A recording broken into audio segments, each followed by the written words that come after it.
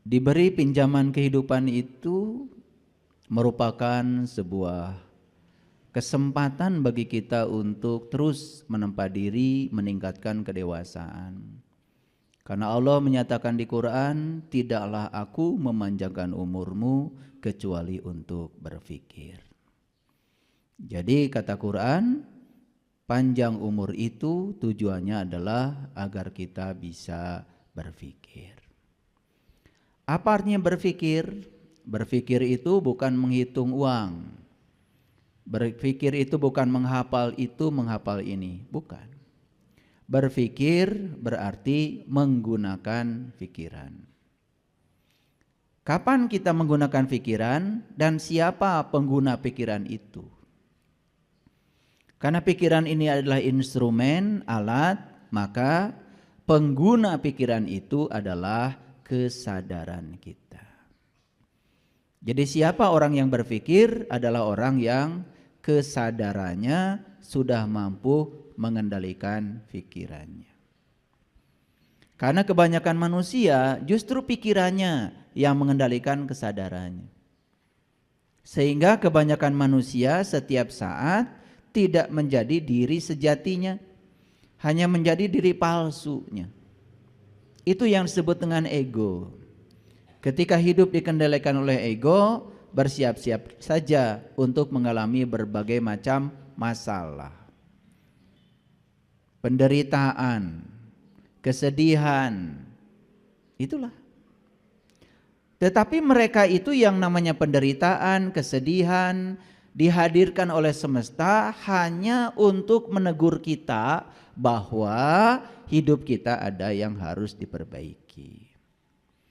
Jadi stop dari sekarang berpikir bahwa penderitaan, kesedihan itu adalah musibah, atau apalagi disebut sebagai siksaan, apalagi disebut sebagai kutukan, azab dari Allah.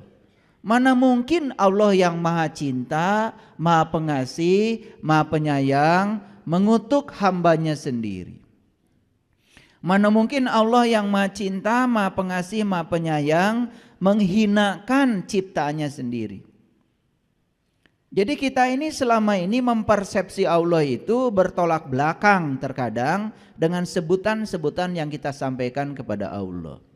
Katanya Allah itu Ar-Rahman, Ar-Rahim. Tapi di sisi lain kita masih mempersepsi seakan-akan Allah itu baik kepada kita kalau kita baik kepadanya. Dan Allah itu jahat dan tidak baik kepada kita, menghukum kita, mengazab kita kalau kita tidak baik kepadanya. Konsepsi tentang Allah yang semacam itu adalah menghinakan Allah sendiri. Allah itu tidak punya sifat seperti itu. Dia baik kepada kita bukan karena kebaikan kita. Dan kalau kita mendapatkan segala kehidupan yang menderitakan diri kita, itu pun bukan dari Allah. Itu adalah alarm,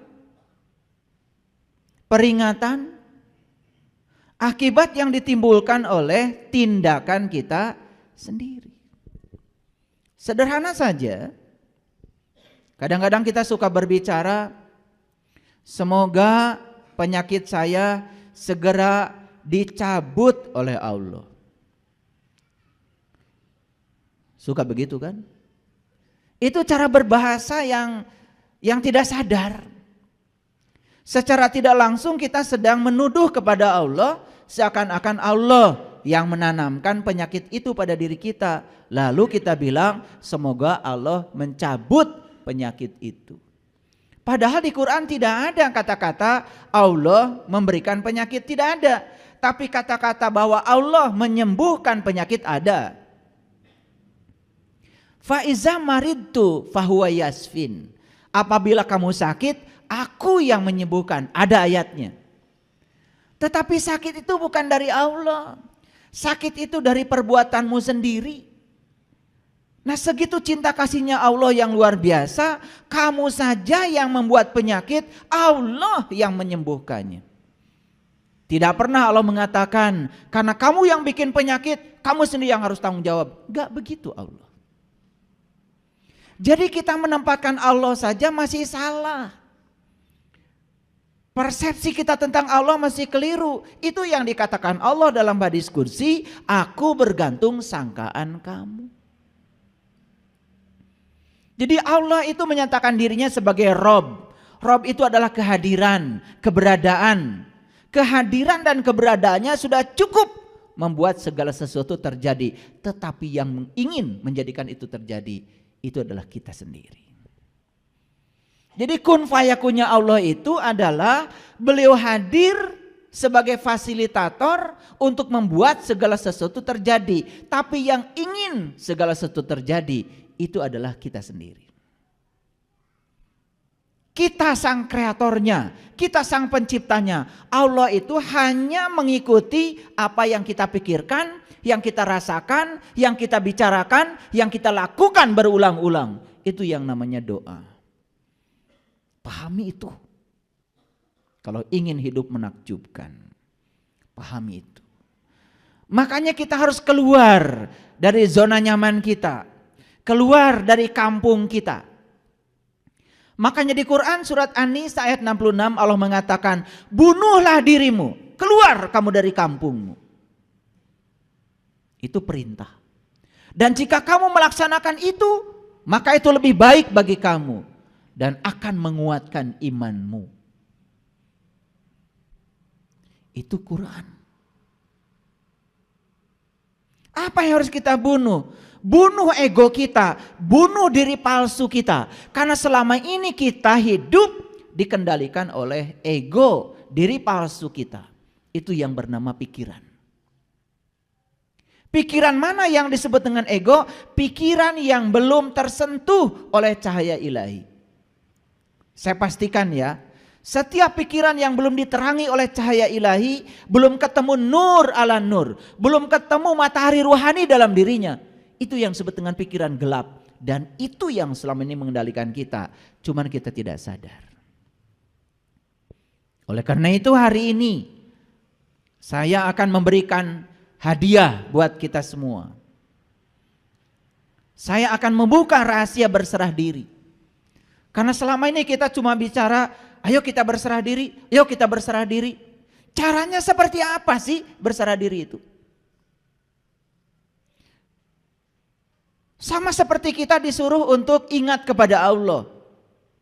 Malah nyebut-nyebut nama Allah.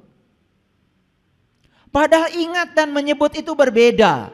Menyebut itu di sini pakai mulut. Ingat itu kan di batin kita. Dan setiap kita menyebut, kita mengklaim seakan-akan kita sudah ingat kepada Allah.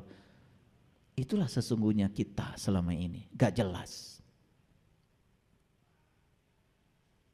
Disuruh tobat malah minta ampun. Padahal tobat itu bahasa Arab, artinya kembali. Kembali kamu pada jati dirimu. Tobat dan minta ampun itu sesuatu yang berbeda. Kalau kita sudah kembali kepada Allah, ya Allah akan mengampuni. Otomatis. Bahkan Allah mengatakan, inna fatahna laka fatham mubina liyaghfira lakallah ma taqaddama min dzambika wa ma ta'akhkhar. Hari ini kamu terbuka kembali penglihatanmu sehingga kamu bisa melihat jati dirimu, kembali kepada Allah. Maka aku ampunkan bahkan dosamu yang lalu, termasuk juga dosamu yang akan datang. Begitu kata Allah dalam Al-Quran. Kita terlalu puas mengaku pedoman hidupmu apa? Quran. Pedoman hidupmu Quran dan hadis. Tapi dua-duanya tidak kita pahami. Tidak kita pedomani. Hanya dibaca berulang-ulang. Dan kita menganggap kalau sudah membaca berulang-ulang, seakan-akan kita sudah soleh. Padahal membaca itu baru tahap awal untuk memahami. Dan kalau kita membaca, kemudian kita tidak dapat petunjuk apa-apa dari yang kita baca, berarti kita melanggar ayat zalikal kitab la raiba fi hudan lil muttaqin. Jadi kalau kita tidak dapat petunjuk ketika kita baca kitab suci, berarti kita belum tahu apa itu takwa yang sebenarnya. Oleh karena itu, mari kita bersyukur kita telah diundang oleh Allah di tempat yang penuh berkah ini. Oleh karena itu mari kita sampaikan penghormatan kepadanya. Kita puji Dia bersama-sama membaca hamdalah. Alhamdulillahi Rabbil Alamin. Mari kita mohon ridho dan berkahnya. Semoga Allah membukakan pintu kecerdasan kita, terutama kecerdasan yang melampaui pikiran yang terbatas dalam diri kita. Kita sapa asma Allah dengan kelembutan dan cinta, seraya membaca basmalah. Bismillahirrahmanirrahim. Jadi hari ini saya akan berbicara tentang rahasia berserah diri. Saya kasih judul, berserah bukanlah menyerah. Oleh karena itu kita akan memasuki dulu introduksinya, kita akan memasuki pendahuluannya, supaya nanti ketika masuk pada rahasia yang tadi itu kita mengerti. Fokus. Karena saya akan mencoba mengkombinasikan ayat-ayat Al-Quran dengan temuan-temuan baru para peneliti di bidangnya, terutama para psikolog yang terus mengembangkan pengetahuan baru tentang neuroscience. Jadi nanti akan ada banyak sekali ya rahasia-rahasia untuk menjelaskan ini. Ya, saya ambil dari data-data hasil penelitian yang sudah dipublish, yang sudah dinyatakan dalam bahasa saintifik, dan saya coba akan terjemahkan dalam bahasa yang mudah dimengerti. Jadi setiap hari saya ini punya langganan jurnal dan saya berbayar. Jadi saya punya langganan jurnal yang berbayar, jurnal-jurnal yang terindeks, jurnal-jurnal yang sudah diakui ya keabsahannya oleh para ilmuwan di seluruh dunia. Jadi saya tidak pernah baca artikel hoax. Saya tidak pernah baca artikel-artikel yang dikirim oleh orang sembarangan yang gak jelas sumbernya, lalu kita percaya. Saya tidak pernah baca yang gitu. Dan kalau ingin baca jurnal-jurnal yang terakreditasi, terindeks, yang diakui keabsahannya oleh para ilmuwan di seluruh dunia, ya harus berlangganan, berbayar. Itu hukum alam. Segala sesuatu yang bermutu ya pasti berbayar. Jadi jangan ingin gratisan, karena gratis itu melanggar hukum alam. Kalau ingin bajunya murah, ya siap-siap saja. Setiap pakai baju itu garuk-garuk. Kalau ingin bajunya nyaman, ya tentu saja keluarkan uang lebih banyak sedikit. Jangan berpikir mahal, berpikir kebeli, pasti bisa kebeli.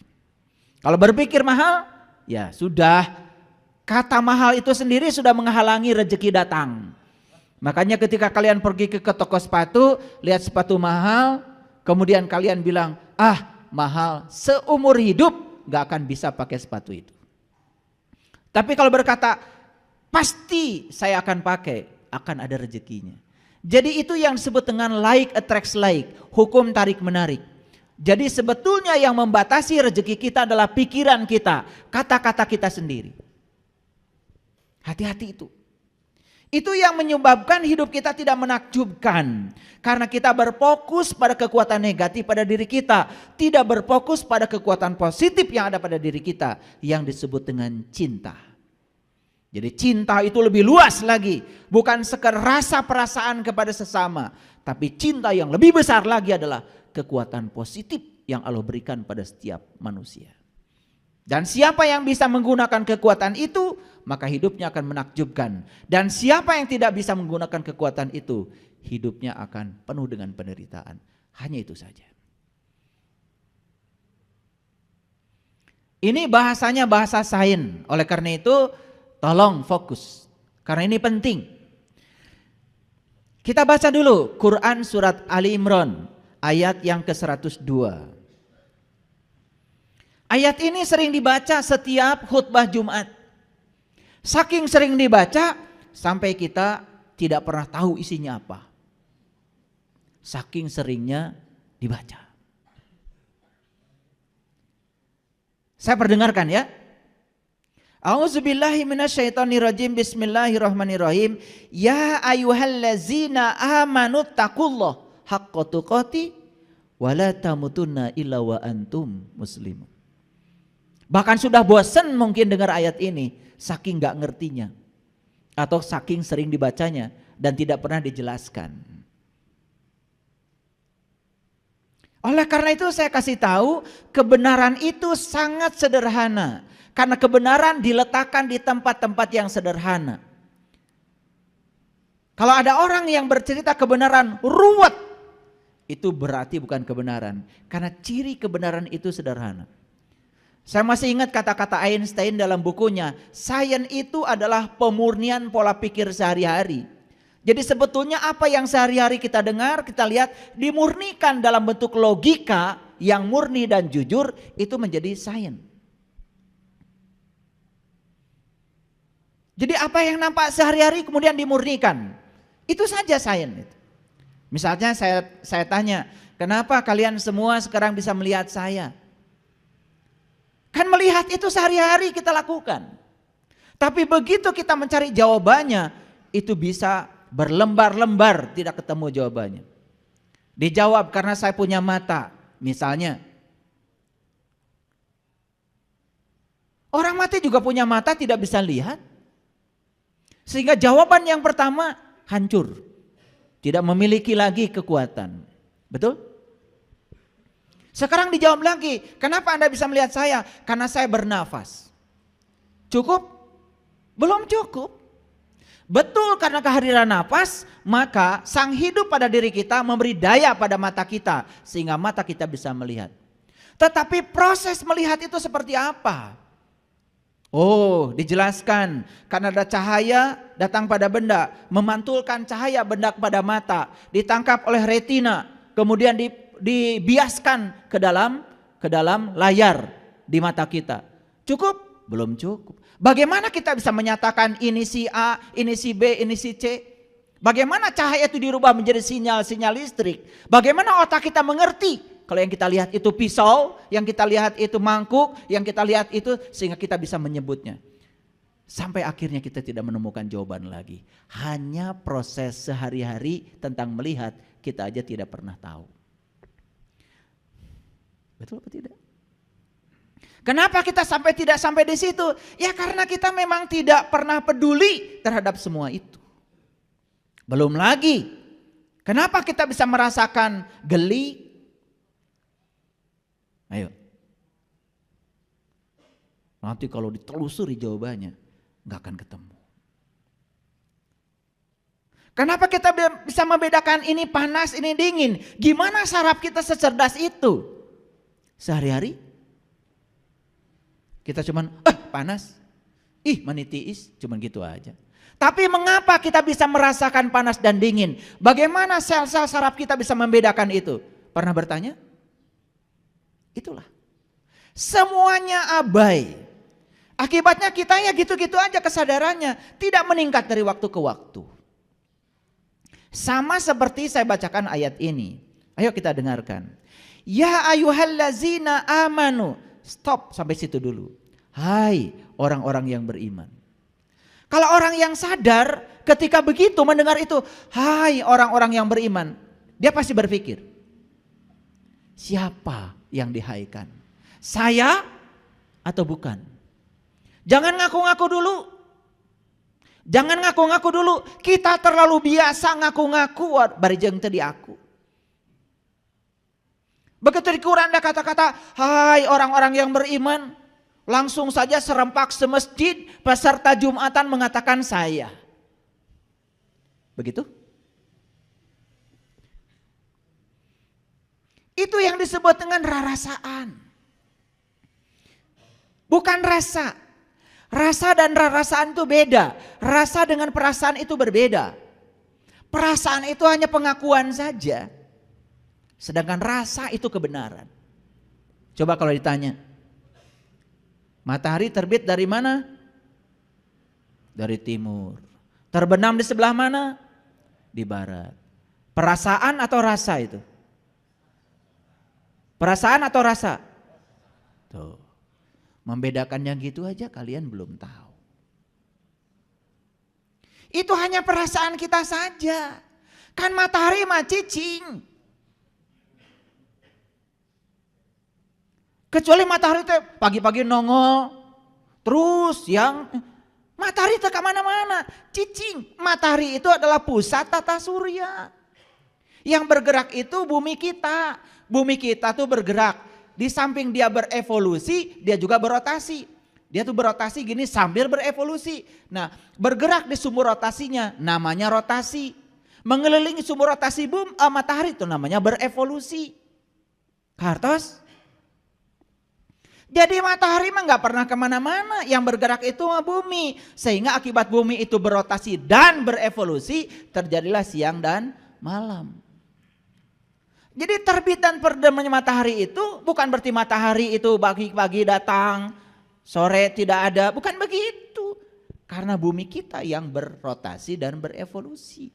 Jadi yang benar itu matahari itu diam, bumi kita yang bergerak. Itulah bedanya rasa dan rarasaan. Rarasaan teges sholat. Ditanya oleh saya tadi sholatmu mengingat apa? Segala emut. Bahkan apa yang tidak diingat ketika tidak sedang sholat, ketika sholat itu mendadak ingat. Maka kita menjadi gede rasa karena rarasaan. Rarasaan teges sholat, asa menang pahala jaga di akhirat. Asa surga teges asupan kurang. Itu rasa apa rarasaan? Rarasaan. Kalau sholatnya sudah sampai pada rasa, sudah tidak lagi memikirkan pahala, sudah tidak memikirkan surga, sudah tidak memikirkan neraka. Yang dia lakukan setelah sholat, kesadaran apa yang terjadi pada diri saya. Setelah sholat, sifat ulas asih yang mana yang tumbuh pada diri saya. Setelah sholat, apakah saya dirindukan kehadirannya atau tidak oleh tetangga saya? Itu yang harusnya dipertanyakan pada diri kita. Itu bedanya rasa dan rarasaan. Bedanya rasa dan perasaan. Coba kita sekarang tanya. Ya ayyuhallazina amanu, hai orang-orang yang beriman. Pernah gak kita diam sejenak? Saya dihaikan enggak. Pernah gitu? Enggak. Kalau sudah pakai peci kayak gini, udah pakai baju kayak gini, rasanya saya yang dihaikan. Betul nggak? Betul apa tidak? Itu yang namanya GR. Yang paling berbahaya GR itu urusan spiritual. Itu yang disebut dengan GR spiritual. Padahal itu rarasaan, bukan rasa. Kalau kita jujur, tanya iman itu apa? Pernah nanya? Gak nanya. Kalau nanya ada jawabannya. Kata Nabi, al-iman tasdikun bil qalbi wa ikrarun bil lisan wal amalun bil arkan. Kata Nabi, iman itu adalah pembenaran oleh kolbu. Tanya lagi lebih dalam lagi. Apa itu kolbu? Bagaimana cara kolbu membenarkan sesuatu? Harusnya gitu kalau ngaji. Dapat lagi jawabannya, kata Allah, langit dan bumi tidak akan cukup menampung zatku, tapi kolbunya orang yang beriman, itulah rumahku. Oh, ternyata kolbu itu adalah rumahnya Allah, kata Allah. Bagaimana kolbu bisa membenarkan kalau itu rumahnya Allah? Pertanyaan berikutnya, setiap rumah pasti ada pintunya, setiap pintu pasti ada kuncinya. Di mana Allah meletakkan kuncinya? Supaya saya bisa berkunjung ke rumah Allah, agar saya bisa bertemu dengan Dia dan bisa menyaksikan Dia. Setelah itu saya bisa mengingat Dia berdiri, duduk dan berbaring. Gitu nggak ngajinya? Enggak. Karena orang mengatakan iman tuh percaya, pokoknya percaya. Tong nanya. Kakara seri ayeuna ya. Makanya beruntung kalian hari di sini. Saya ingin mengajarkan kesadaran. Percaya itu kudu ada buktina. Percaya itu harus ada bukti. Kalau tidak ada bukti, layak untuk tidak dipercaya. Dan agama itu bukan paksaan. La ikraha fiddin, karena tidak ada paksaan dalam agama. Setiap apapun yang kita yakini, yang kita percayai, harus ada buktinya. Percaya Allah teh deket jeung urang, bahkan lebih dekat daripada urat nadi.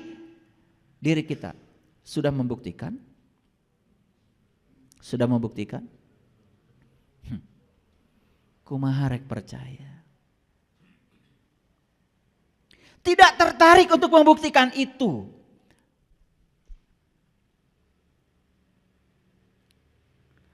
Jadi kalau kolbu itu sudah bisa membenarkan, maka lisan kita jadi benar. Lisan kita jadi benar. Akhlak dan perbuatan kita akan mengikuti lisan kita. Itu yang disebut dengan jujur. Selaras antara batinnya, kata-kata, dan tindakan. Kan kita biasa tidak selaras, di dalamnya seperti apa, keluar kata-katanya seperti apa, yang dilakukan seperti apa, bahkan melanggar janji, itu pun dianggap biasa. Padahal di Quran jelas-jelas dikatakan, ya ayyuhallazina amanu aufu bil uqud. Ciri orang beriman itu tidak pernah melanggar janji. Saya tanya, jadi ciri orang beriman itu tidak pernah melanggar janji. Jujur ya, suka melanggar janji? Jujur, suka melanggar janji? Masih ngaku orang beriman. Padahal ayatnya jelas, ciri orang beriman itu tidak pernah melanggar janji. Kita melanggar janji masih ngaku. Coba, geus puguh eueuh bauna masih ngaku tarasi. Karena nama itu baru ada, melekat kalau ada cirinya. Ngerti maksud saya? Ciri saya, ciri ceramah saya, itu punya ciri tersendiri. Hilang cirinya, hilang namanya. Karena nama itu ada kalau ada ciri. Ada alamatnya, ada adresnya. Betul? Pertanyaan saya. Ya ayyuhallazina amanu, hai orang-orang yang beriman. Berani ngaku saya yang dihaikan? Berani? Baru gak berani sekarang setelah dijelaskan oleh saya. Kemarin-kemarin sebelum kesini petatang petendengnya luar biasa. Betul? Bahkan menyesatkan orang lain itu biasa. Begitu orang lain beda dengan kita, sesat, murtad, kufur. Keheula. Itulah orang yang pengetahuannya sedikit. Gampang menilai orang lain. Saya tanya sekali lagi. Ya ayyuhallazina amanu. Siapa? Ya siapa? Berani menyatakan terima kasih ya Allah saya sudah dihaikan. Berani? Hai para mahasiswa saya. Ada mahasiswa saya nggak di sini? Tiba-tiba ngacung semua. Loh, kapan daftarnya? Jadi kalau ada kata-kata yang semacam itu di Quran, ya ayyuhallazina amanu, stop. Renungkan, saya bukan. Kalau saya ini tidak layak dihaikan, gimana caranya supaya besok-besok saya layak untuk dihaikan? Belajar di Quran, surat Al-Mu'minun. Apa ciri orang yang beriman?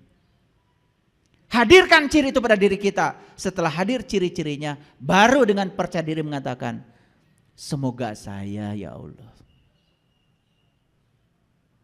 Cukup sampai di situ? Jangan berhenti di situ. Karena berikutnya ada tugas dari Allah. Ittaqullaha haqqa tuqatih. Ittaqullaha haqqa tuqatih. Kata Allah, bertakwalah kamu kepada Allah dengan takwa yang sebenar-benarnya. Pernah nanya, takwa itu apa? Melakukannya seperti apa? Kenapa ada kata-kata takwa itu harus sebenar-benarnya? Apakah ada yang palsu gitu? Pernah nanya gitu enggak? Enggak. Jadi mau maju gimana? Begitu dibilang kata Allah, bertakwalah kepada Allah dengan takwa yang sebenar-benarnya. Udah aja, dilewatkan perintah ini. Kalau saya kejar. Apa kata takwa di Quran? Saya kejar. Makanya ketemu jawabannya di Quran surat Al-Baqarah ayat 63. Wa id akhadna mitsaqakum wa rafa'na fawqakumut tur khudhu ma atainakum biquwwatin wazkuru ma fihi la'allakum tattaqun. Jadi takwa itu sebuah prosedur. Pertama mengambil janji, yang kedua diangkat kesadarannya, yang ketiga ditunjukkan oleh Allah di puncak kesadarannya. Allah menunjukkan diri di puncak kesadarannya.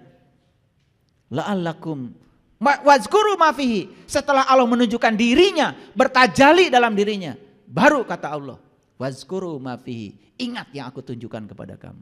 La'allakum tattaqun. Baru kamu jadi orang yang bertakwa. Jadi takwa itu prosedur. Mengambil janji, diangkat kesadarannya, ditunjukkan sesuatu di puncak kesadarannya. Ingat yang Allah tunjukkan. Itu baru takwa. Jadi siapa orang yang bertakwa? Orang yang sudah bisa ingat kepada Allah dengan ingat yang sebenar-benarnya. Itu haqqa tuqati. Gitu enggak kita? Belum. Belum semua. Setelah dibahas gini baru sadar, oh ternyata saya ini belum tahu. Tapi sekarang saya tahu kalau saya belum tahu. Alhamdulillah. Can nyaho. Tapi geus nyaho yen urang teh can nyaho. Bagus. Daripada terus menerus menjadi orang yang tidak tahu, tapi kita tidak tahu bahwa kita tidak tahu. Yang lucu banyak orang yang menganjurkan kepada kita harus bertakwa. Bari jeung teu dijelaskeun da manehna ge teu nyaho. Betul apa tidak? Banyak apa sedikit yang kayak gitu? Banyak sekali. Pakai sekali dong. Gak usah pakai 2 kali, sekali aja. Ya ayyuhallazina amanu ittaqullaha haqqa tuqatih. Jadi kalau begitu saya mau nanya, pintar apa tidak? Yang bisa takwa itu orang beriman atau orang yang mengaku beriman? Yang beriman. Dan tidak mungkin Allah tiba-tiba menyuruh seseorang sesuatu yang tidak dia lakukan. Misalkan ginilah, saya sederhana aja. Saya nyuruh nembok, pasti dong tukang tembok.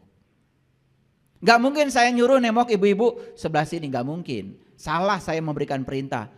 Sekelas saya aja ngasih perintah pasti mikir dulu. Kalau saya mau ngecat gedung, saya cari tukang cat dong. Betul gak? Gitu. Kalau saya mau nyuruh anak saya diajarkan baca tulis Quran, saya cari guru yang bisa baca tulis Quran. Pasti gak cari tukang tembok dong. Paham?